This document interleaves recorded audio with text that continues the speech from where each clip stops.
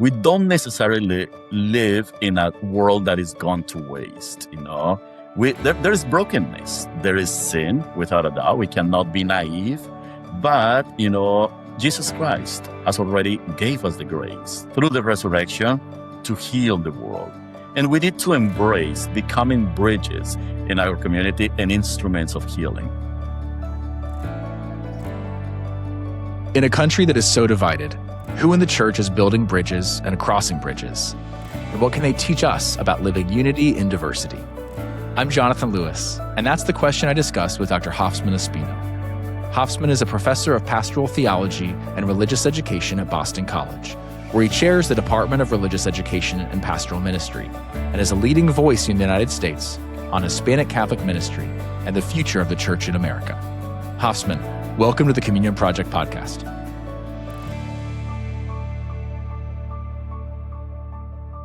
So for those who don't know you, tell us a little bit about yourself and kind of where you grew up.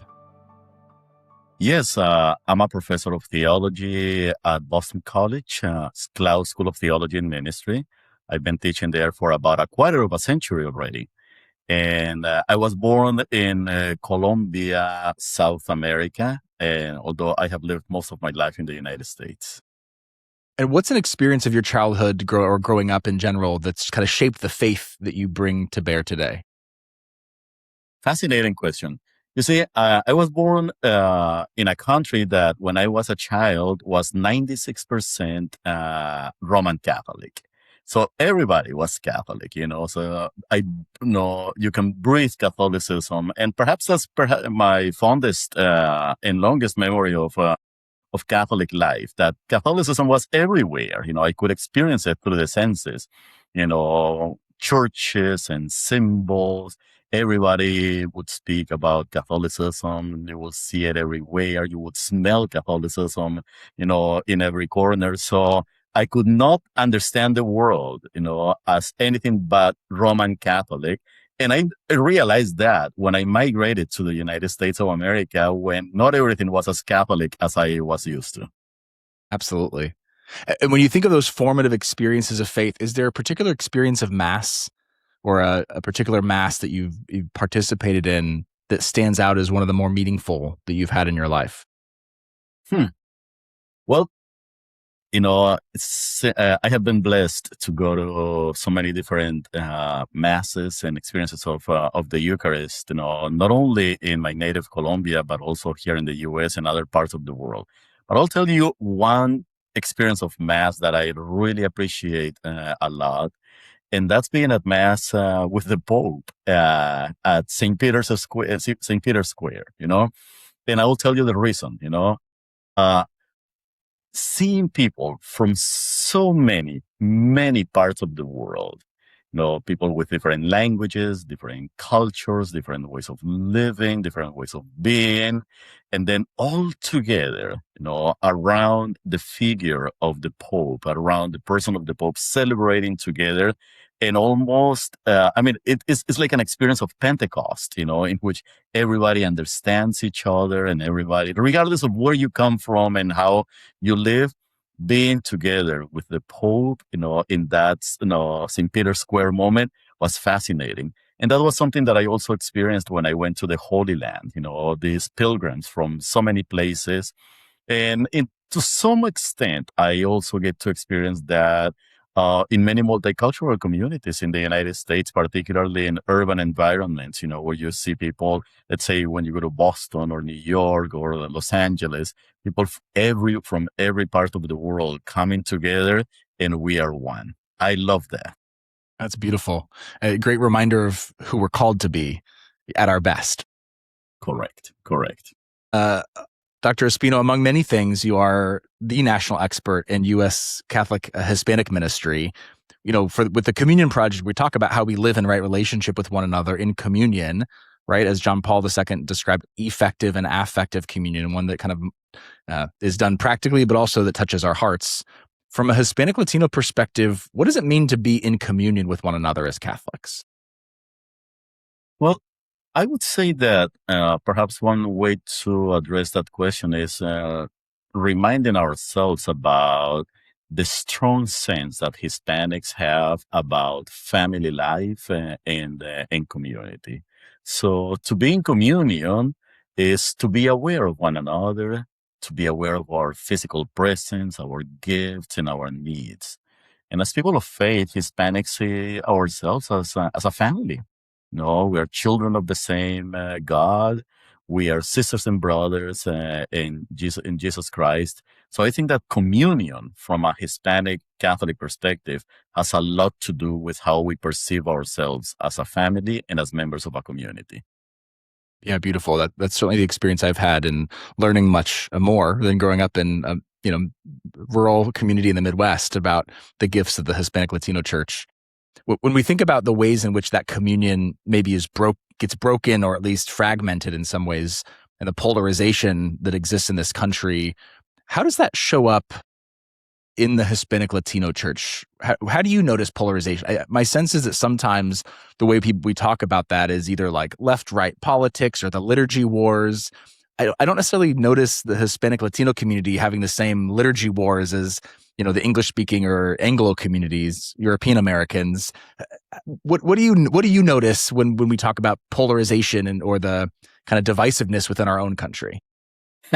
Well, let me start by saying that there's a lot of polarization in the Hispanic community. Some of it, quite painful and harmful.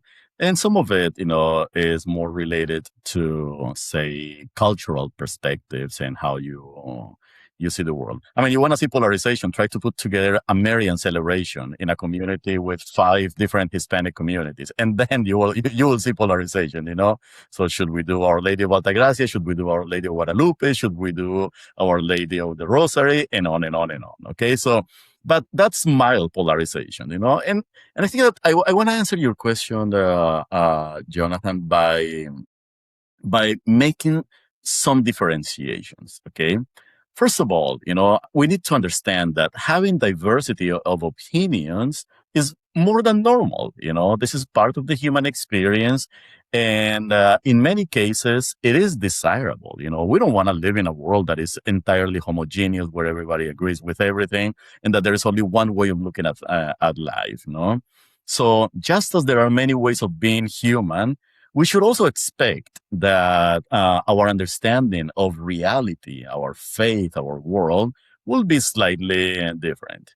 Now, from that perspective, then, taking stances, even when those stances push the limits, is something that Hispanics share with every American and with every human being throughout the world, And there has always been some polarization, and awareness of difference in the history of humanity and in the history of Catholicism. However, I think that we need to then differentiate that awareness and desirability for diversity from ideological polarization, particularly that kind of polarization that ignores shared values and fails to affirm the dignity of the human person. And I think that is, the most painful polarization. There are many Hispanic Catholics that participate in that kind of dehumanizing polarization as well, and it hurts not only the Hispanic community, but it hurts the U.S. society and it hurts the church. So, as I said earlier, Hispanics are not immune to polarization. Hispanics are affected by ideological polarization in at least 3 ways. One, when they participate in that kind of polarization that is harmful, that is divisive, and ignore sharing values that can make a difference to correct the harmful way of division, the harmful ways that break communion. 2, sometimes Hispanics are affected by this, by polarization, by receiving the effects, of polarization when groups are fighting for, with each other for ideas or for resources, and then fail to affirm the humanity of vulnerable communities and fail to attend to their needs. I'll give you an example, questions about migration or immigration today. I mean, one thing is to affirm the laws of a nation, and that's very important. And one thing is to make sure that we do things in order. Another one is to just simply say, ignore the pain and the suffering of families that are being separated from one another. Ignore the pain of communities that are being, or people that are being, sent to detention centers, and then they don't know what's going to happen with their lives. But it's not only immigration; it could be poverty, housing, fair wages. I mean, when we don't advocate for fair wages, the Hispanic community is significantly actually affected because many Hispanics actually make very little. They barely make ends meet, and questions like prenatal care. I worried about, for instance, when there are some states that are, taking away prenatal care for some women, of particular communities, whether they have documents or whether they are poor or whether they cannot meet certain standards and so on, because taking care of a baby, taking care of a woman, who's pregnant should be a priority for everyone, regardless of the circumstances. And finally, I think that Hispanics are affected, when by polarization, when polarization makes it difficult to be part of communities, that see Hispanics as people who have something to contribute to the community, and rather are perceived, as problems to be solved. So all of this combined are ways in which polarization harms and affects the Hispanic community. Yeah, well said. And certainly we see Pope Leo, echoing Pope Francis and so many others in the tradition of the church in really trying to reclaim a vision of human dignity at the center of this work prior to any other categories that we might bring in to our conversations. Correct. Hosffman, I heard you really connecting sort of the work of Catholic social teaching, or a public way of being in the world and supporting human dignity, tied to this work of communion or unity. How do you see our public witness and our living communion as connected? Some people think, communion is about what we believe, following the catechism, our belief systems, and then what we do is separate from that. Yeah.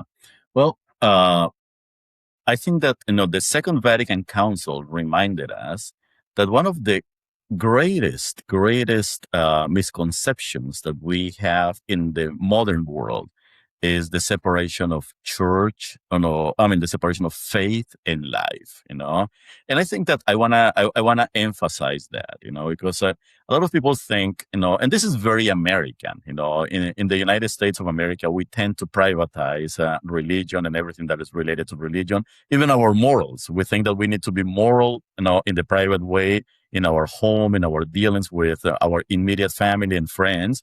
But we could be immoral at our jobs, or in our public life, because there's this kind of strange separation. And that's a misconception, That's actually a way in which it's impossible to live Christianity in an authentic way if we actually live or go about our lives, saying that faith and life are separate. So in the Hispanic community, something that many Hispanics have, whether immigrant or U.S. born and U.S. raised, is the centuries old influence of Catholicism that has emphasized, this idea that faith and life go together. Our public witness is reflection of the private convictions that we have, and the public witness cannot actually contradict, what we believe and who we are and how we act, in the privacy of our lives or the privacy of our homes and in our churches. So in some ways, I think that conviction that permeates the lives of many Hispanics can serve as an antidote to the polarization that we see in the United States of America. It's a form of communion that is ingrained in the cultural DNA of many Hispanic communities. And by the way, this is not only of Hispanics. We also tend to see this in many communities that are Asian Catholic, African Catholic, Black Catholic, and many white Catholic communities that actually are aware, that intentionally have leaders that help them to make that connection, faith and life. Separating those two dynamics immediately leads to a polarization that is almost, unhealable, or cannot be healed. And I think that we need to start working precisely in that direction, just bringing together faith and life.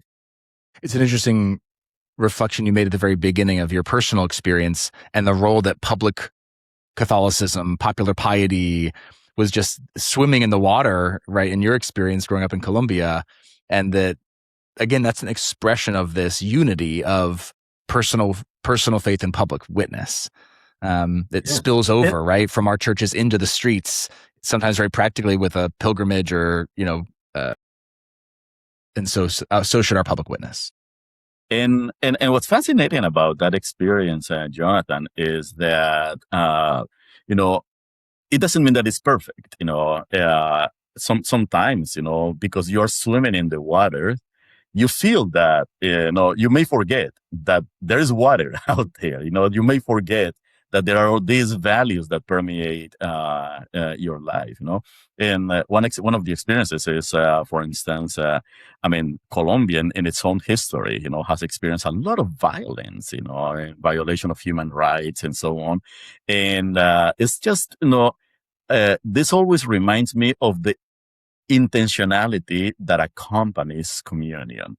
We cannot take communion for granted. We need to be intentional. The commitment to it needs to be renewed every single day, so then we can build something that just simply doesn't happen, but it's something that is built, is constructed by the intentionality and the commitment of everyone.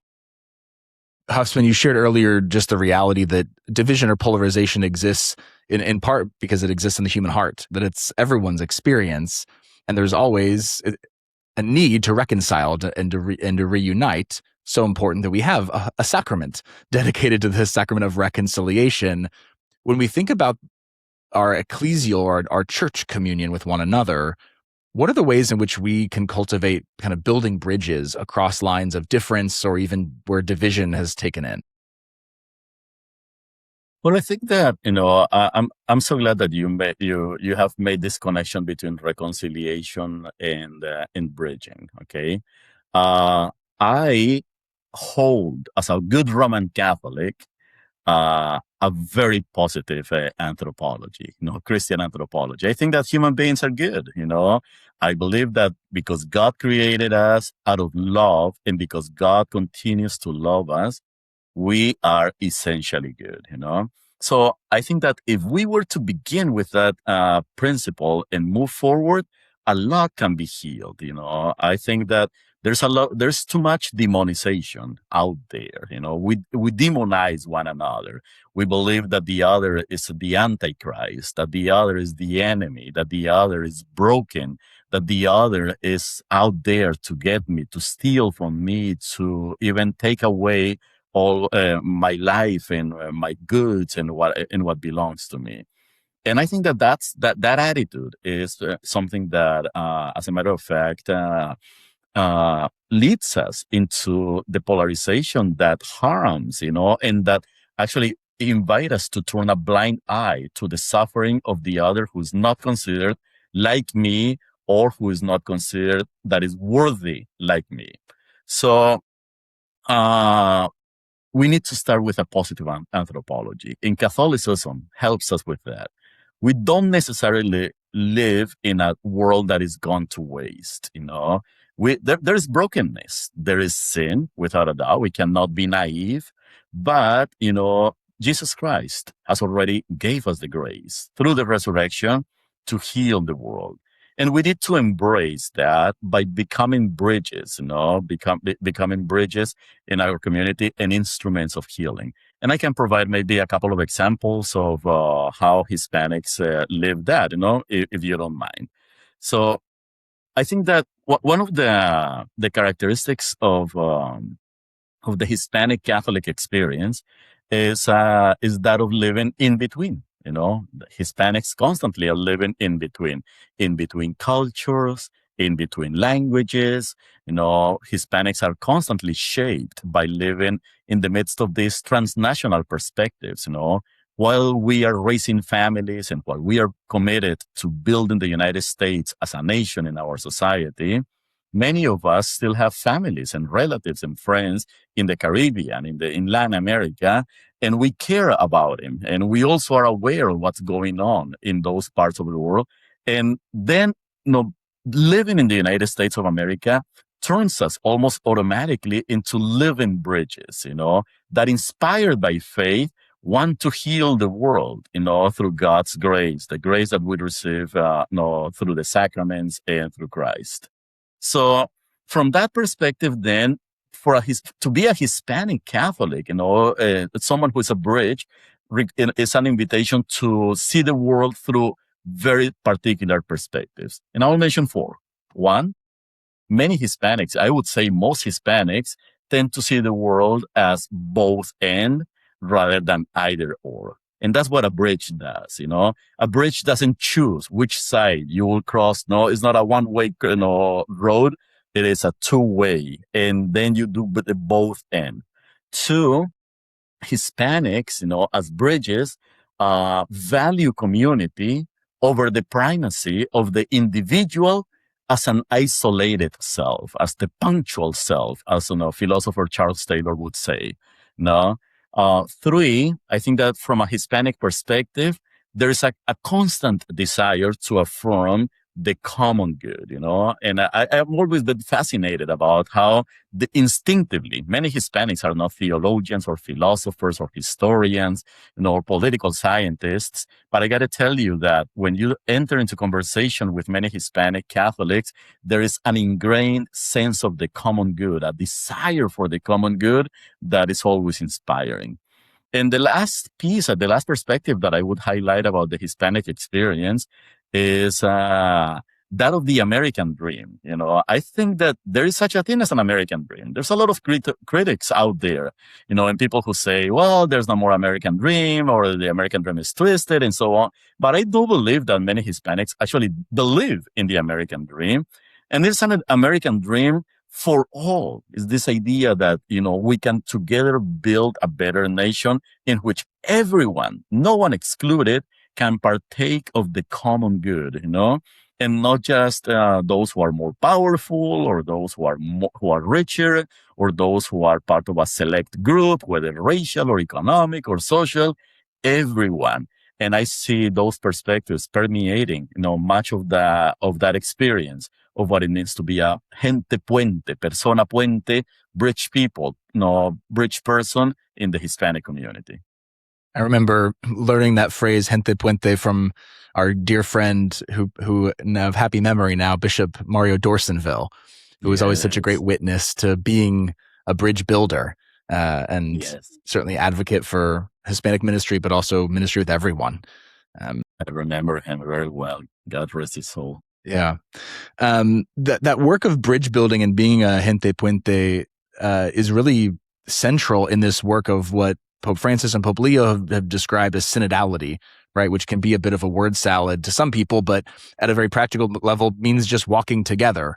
And I know when I was working in ministry at the Archdiocese of Washington, it was around the time of the Quinto Encuentro, where there was really this prophetic synodal experience of the Hispanic Latino community modeling, I think, what it means to walk together.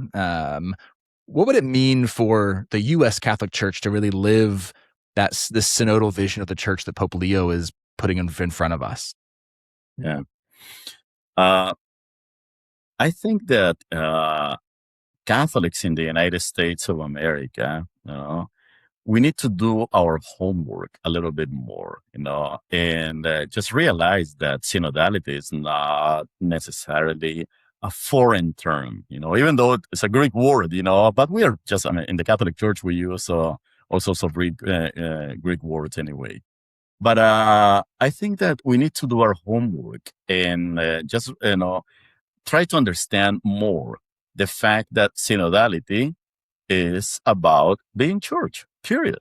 That's what it means. It's to be a community of disciples that, are united by our faith in the same Christ, that is grounded in the, vocation of being a baptized person, and that are called to listen to one another, to journey with one another as we build, structures and institutions and ways of evangelizing. So this is not rocket science. I think that synodality is naming once again what it means to be church, particularly what it means to be church in our contemporary world. So how can we be perhaps more mindful and be a better church, a stronger church, church in communion through the lens of synodality? I think that what synodality does is to go back in many ways to the Second Vatican Council. Okay. So if anybody has doubts about synodality or misconceptions about synodality or misgivings about synodality, is just reread the Second Vatican Council, particularly Lumen Gentium, particularly Gaudium et Spes. Those two constitutions would be important, And then what we need to do is authentically recognize that every baptized person is equal in the eyes of God. That's it. Let's just begin there, okay? So that no one is more important than another, to the eyes of God from the perspective of baptism. So the Pope is not more baptized than the catechist or the parent. The parent is not more baptized than the bishop. All of us share in the same dignity as baptized women and men, disciples of Jesus Christ who have partaken of the Paschal mystery. From there, then, we therefore, we certainly need to understand that even though we begin with from a perspective of equality of dignity, there are different roles, and we do need the bishops, we do need the priests, we do need devout religious, we need the Pope, and at the same time, we need the grandmothers, and we need the grandfathers, and we need young people, and we need the theologians, and we need every baptized person, in the process of evangelizing and building structures and so on. And I think that synodality is an invitation for us to listen carefully to one another as baptized women and men. Not assuming that some people are better than others, but yes, some people actually have certain wisdom because of life, because of their own experiences, that can actually enrich the evangelizing activity of the church. And the more we integrate that wisdom in the processes, in the programs, in the structures of discernment that the church has, in the theological reflections of the church, the better we will be as a church. And I think that, to me, that's a beautiful way of being Christian. We have done it throughout the centuries. Many Christian communities do it on a regular basis. Sometimes it surprises me, Jonathan, that people believe that Catholics cannot do this or that should not do this. And as a matter of fact, there's nothing more Catholic, as a matter of fact, than being members of a synodal church.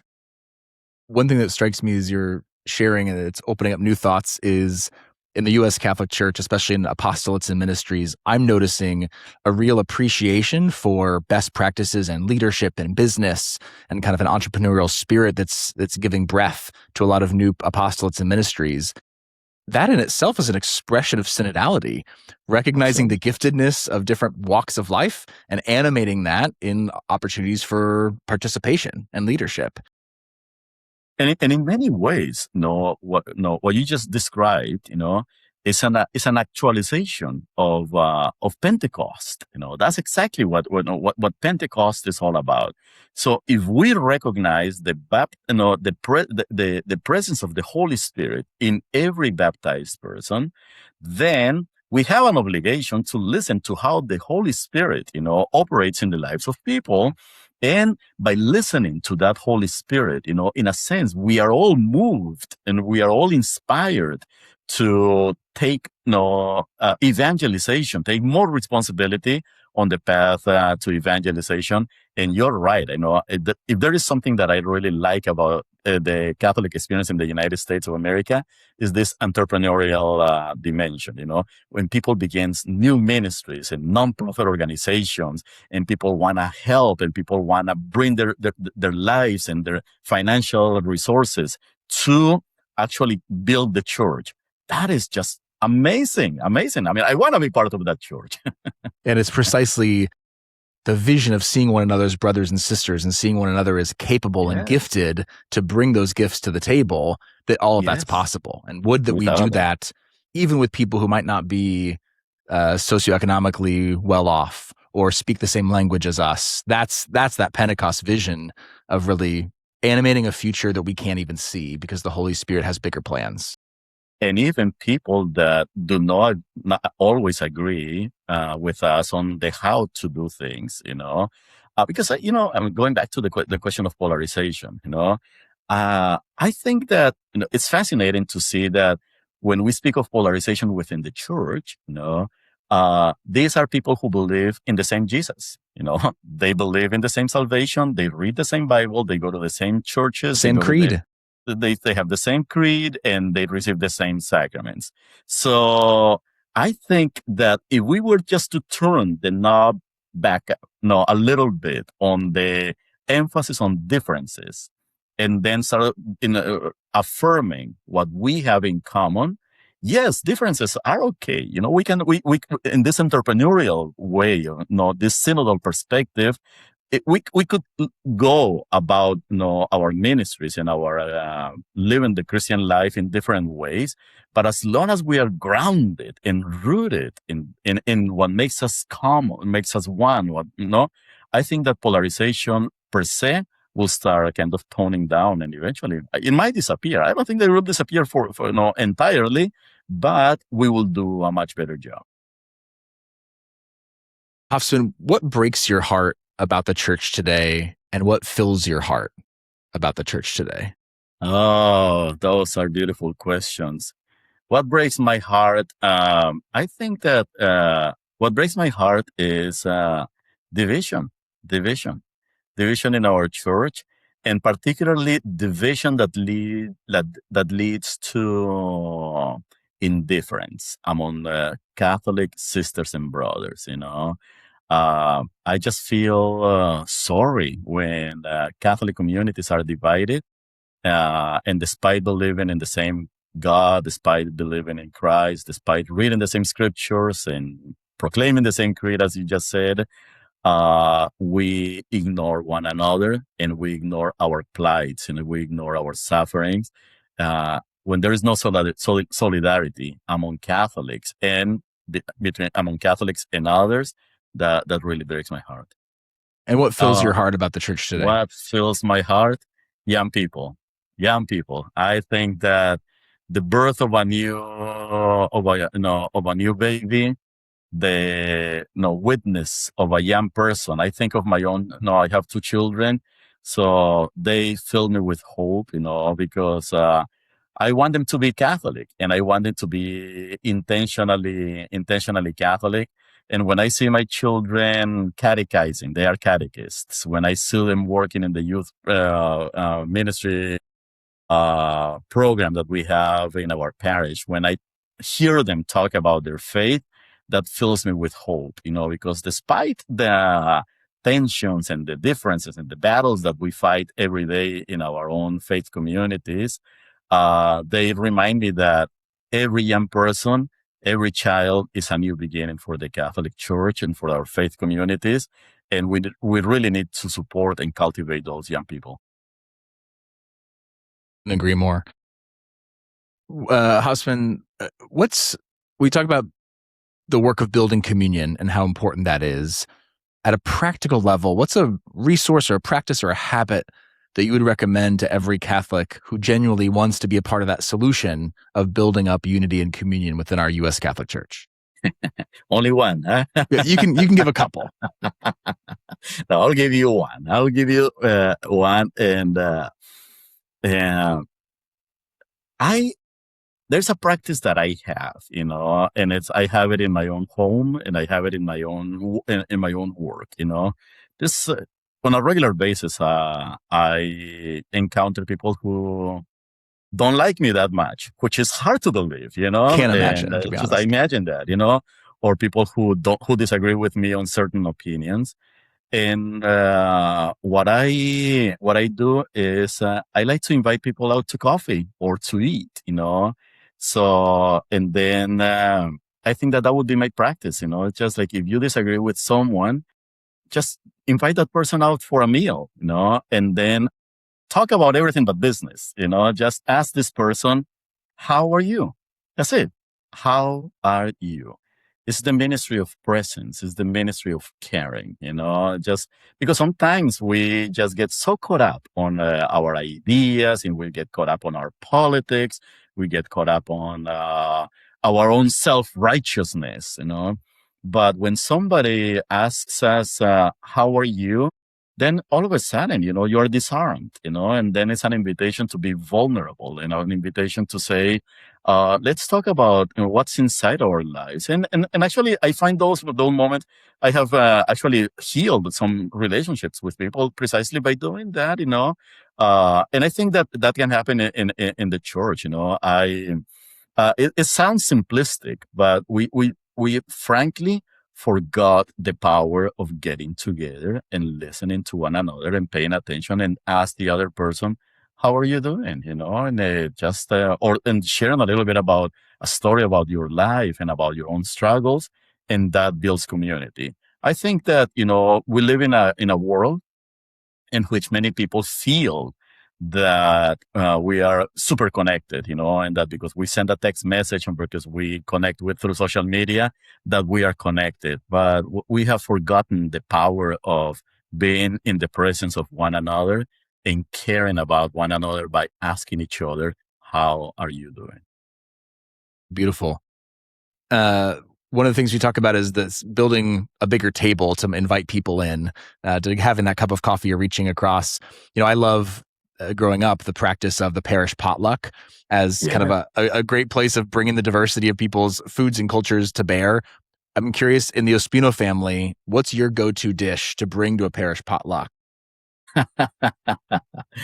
Oh, we like to, my wife actually likes to, to bring salads. She loves making salads. But my daughter likes to make desserts to bring. So she loves desserts.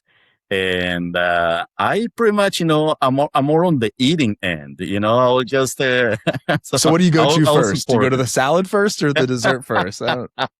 No, well, there is a natural order, imposed by my wife, and that begins with the salad. Good balance in all things. Very Catholic. The both and. Hosffman, in this time where we experience some kind of toxicity in our culture and polarization, what patron saint do we need to rebuild communion? Oh my gosh. I would like to say, there are so many of the saints that I would like to see. And although my own academic, scholarly self, is kind of pushing me towards someone who did work in academics and maybe reconciling ideas and so on. And there are many of those.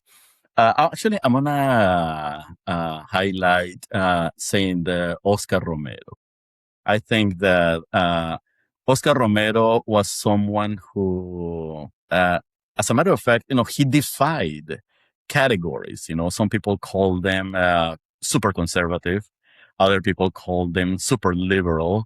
Some people told him that he was a communist because he was joining and advocating for the poor. Some people called them an arch-conservative because he was faithful and he loved the liturgy and because he liked the tradition. I think that we need more of those people. We need people who kind of are hard to pigeonhole, with those dividing categories. Óscar Romero was all of the above, I think. And I'm not going to say that he was a socialist or anything, but I would say that he was a faithful Catholic who loved the poor and who lived in solidarity. And I think that we need more people like him, witnesses, public witnesses that are more interested in certainly being faithful Catholics, drawing from the best of our faith tradition, and at the same time, really attentive to the needs of the people of God, particularly those who are most vulnerable.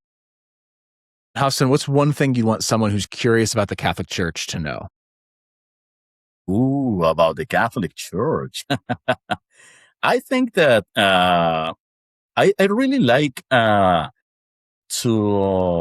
the rituals of Christian initiation have always fascinated me, I mean, today we move through, we move too quickly through all these rituals of Christian initiation, even the order of initiation of adults.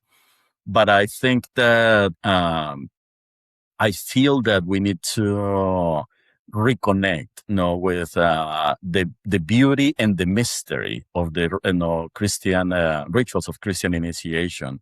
I really like, when I'm working with people who are preparing, the catechumens who are preparing to be fully initiated.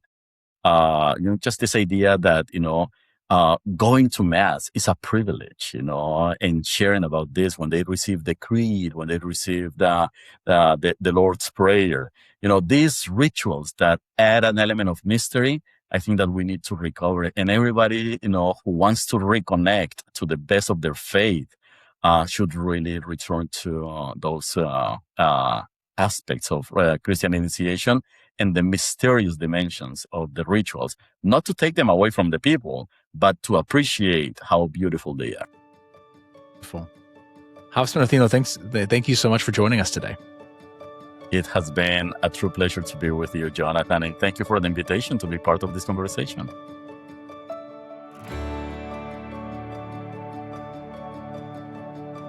Thank you for joining today's conversation. The Communion Project is an initiative of the Paulist Fathers. Be sure to visit our ever-growing resource library at communionproject.org to explore videos, articles, parish resources, and prayers for building unity and communion in our church.